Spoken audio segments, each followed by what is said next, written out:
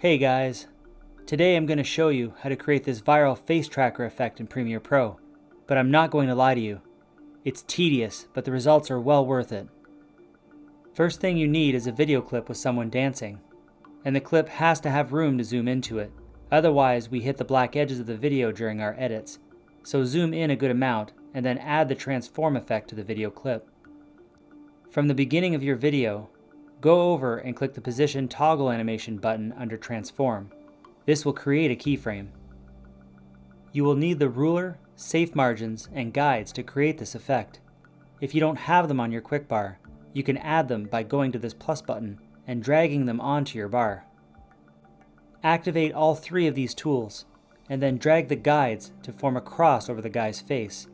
This will act as our reference point to make future keyframe adjustments.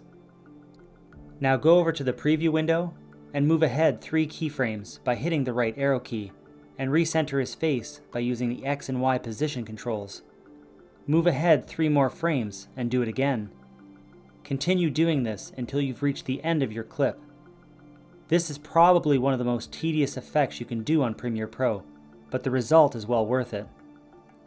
When you're done, you've successfully recreated the viral TikTok face tracker effect used in music videos.